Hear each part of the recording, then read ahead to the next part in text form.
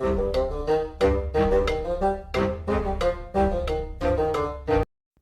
you run into a strong water deck? Well, I've got one for you. This is my most consistent win-based water deck that I have ever made.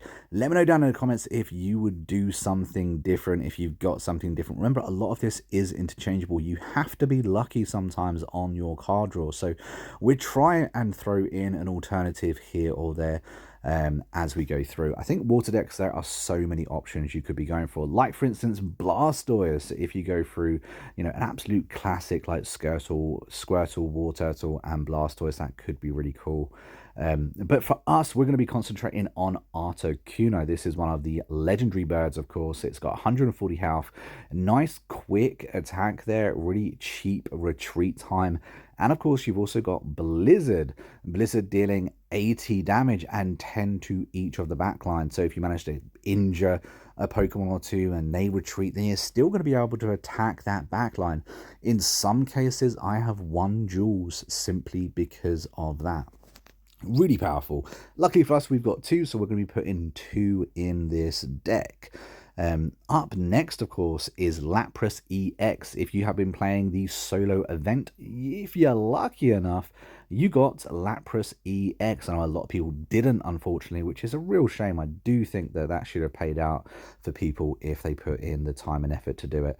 But we're going to be running two of these as well. We got very lucky. We got two of them. It's an absolute amazing card. If you manage to get that early, either Articuno or Lapras, if you manage to get in the first turn, for me, I think it's amazing.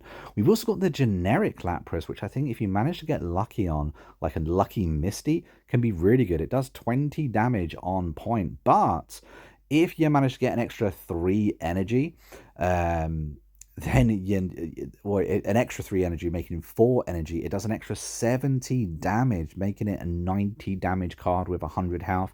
It's not an EX, which is why I like it so much. So if it dies, it really doesn't matter too much.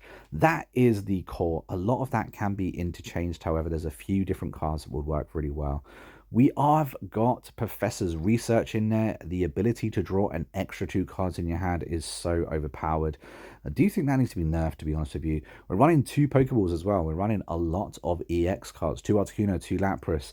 Pokeball can draw them both, which is really good. And of course, it can draw our single standard Lapras as well, which is brilliant for us. So Pokeballs work absolutely amazing. Now, we're also going to be running a Speed X. I do think the ability to retreat cards is so important. We're running 2 Articuno, which is a 2 energy for retreat. This makes it a 1 energy for retreat, which means you're going to be able to save yourself if one of those EXs are about to die. We've also got 2 potions up in there. Potions being able to help us withstand an extra hit sometimes, stay in that game a little bit longer. These are interchangeable. You don't necessarily need the potions, but personally, I would rather have them in my deck than not have them in my deck. Red card, I think, can just be so annoying. I think that people spam the Professor's Research a lot. They can get a decent hand, and having red card just to veto all of that, so useful. But you need to know when to play it. Obviously, it can be so easy just to play it when they only have 1 or 2 cards, in which case you're going to be helping them. Don't do that. Up next, of course, we have got Sabrina. We're going to be running 2 of these as well. So that way, if they've got one of those pesky little Pikachus against you, you're going to be able to veto it, put it back on that back bench, and fight someone that you actually want to fight. I think Sabrina is very annoying to go up against. You never know when your opponent has one, and sometimes it can just be so irritating. And that's why I like to run 2 of them. But of course, the backbench of this deck has to be Misty. Misty is very overpowered. You either love her or hate her. She's either incredibly lucky or incredibly unlucky.